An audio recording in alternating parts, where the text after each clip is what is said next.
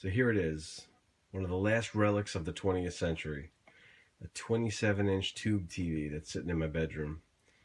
This thing has served us pretty well over the years. It's a Sansui 27-inch TV. But we kind of thought about it's time to upgrade. So I just picked up the Sansui's replacement. So let me show you that. Okay, so here it is. The Samsung Ultra HD 4K model 6290 40-inch TV. So this is going to replace my 27-inch tube TV. I'm sure it's going to be one heck of a difference. This TV was like $300 on, like a Black Friday deal, but I've probably, throughout the holidays, you could probably pick it up pretty cheap. The reviews are really good. So I figured let me just quickly unbox it, then I'll get it set up, and I'll show you and tell you what I think. All right, let's just see what's inside this box. Ultra HD.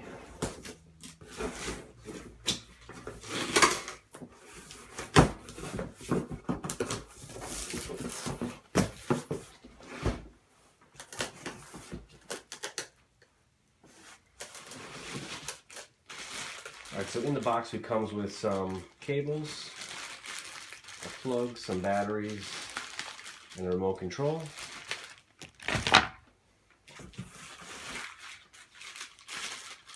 This looks like the stand that's going to come with.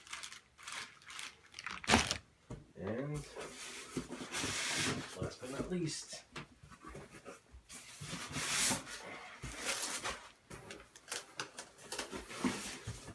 oh, I'm sorry. No, this must be the stand.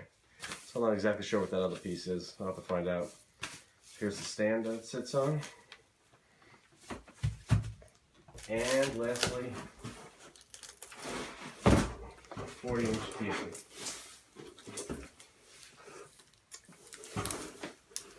Got a quick setup guide.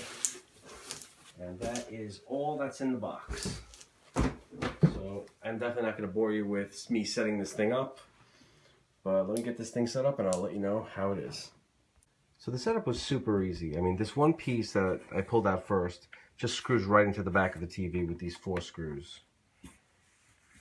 And then the stand actually attaches right to that. So you come here with the stand and just kind of attach this right here. Oops. Right there like that. And then this attaches with another 4 screws. So once you have that set up, the stand is connected. I figure while we're kind of looking at the back of this TV, let me just show you what you get. So over here is the plug to plug into the outlets. And then over here, you'll have all your connections. So this has 2 USBs. It has a digital audio out, an optical cable. And it has 3 HDMI ports. So I know this one just is in yellow and says cable, but you still have 3 of them. It has an Ethernet cable LAN port. It has component videos and has antenna in if you just want to actually hook up an antenna.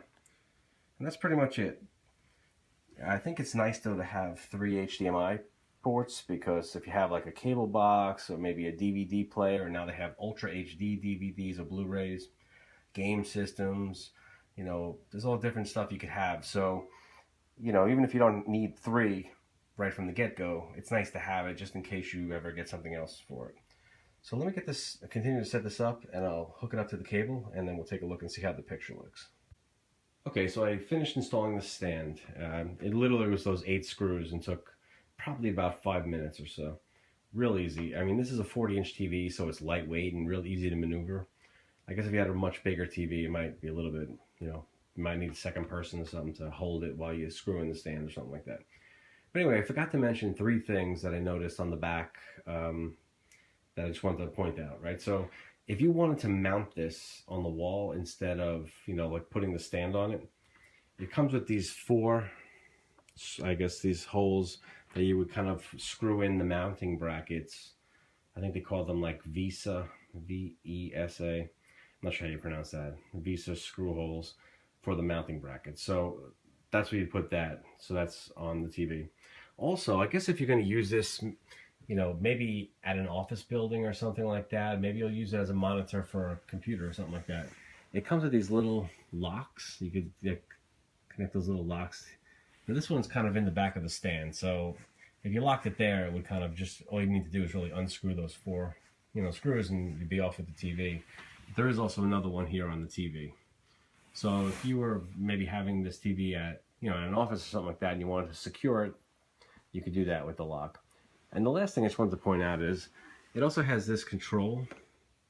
So you have like this directional pad and a button that allows you to, control the menu system on the TV. So I guess assuming that you lose the remote control, or it runs out of a battery or something like that, you can still get to all the memories. I mean, you can still get to all the menus. Okay, so now I've set up the TV. Walks you through a little bit of a setup process. So you put your network information in, you set it up. This is a YouTube 4K video. I just figured let me just test it out and see what it looks like. But the picture is crystal clear.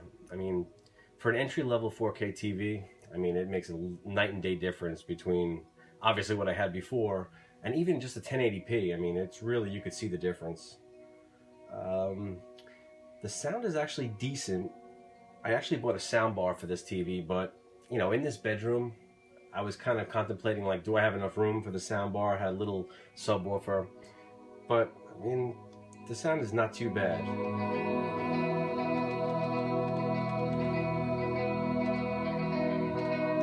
So for a bedroom viewing, I think the sound quality is very good. The way this works here is, here's the remote control. It's going to be tough to see this. Let me just see if I can get it.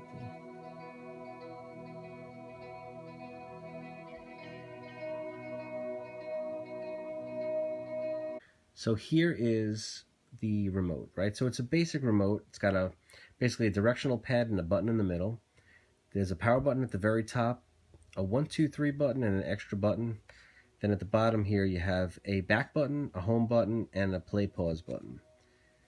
They have a volume and a channel selector, and to work this you just would click up and to make the volume increase, and click down to make the volume decrease.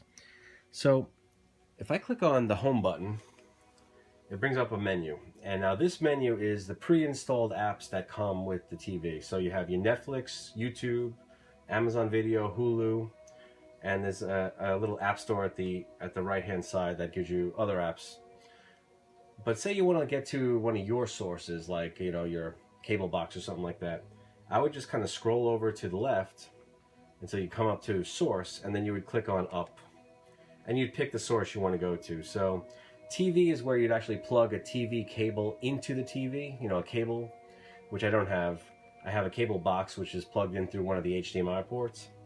I have a Roku that's also in another HDMI port, and now I have a Blu-ray player that's plugged into an HDMI port, but it doesn't show up if the power's off. Because at first I said it's not recognizing the Blu-ray player, but it's because the power is off. So if I turn the power on in the Blu-ray player, it pops right up. And then you'll see that we'll go into the Blu-ray on HDMI 2. So that's kind of how that works. If I go back into the home button, I'll just show you and come back down and go to one over to the left. You have the settings button, so I can click on settings, and now you can go into all your different modes. So here's for picture, you have standard, dynamic, neutral, movie. Go back, the special viewing mode. There's a high dynamic range mode, which I haven't really played too much with any of these settings. This is pretty much right out of the box, but you could play around with that. There's a picture size, expert settings, let you really tweak everything if you really want to get into all these different things. But down over here, there's you have high contrast, and then at the very bottom you have color space,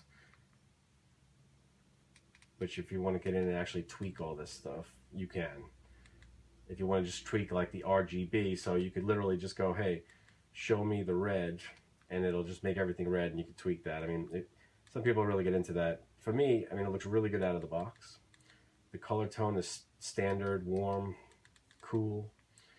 So this has got all your typical features. Go back, there's a sound quality.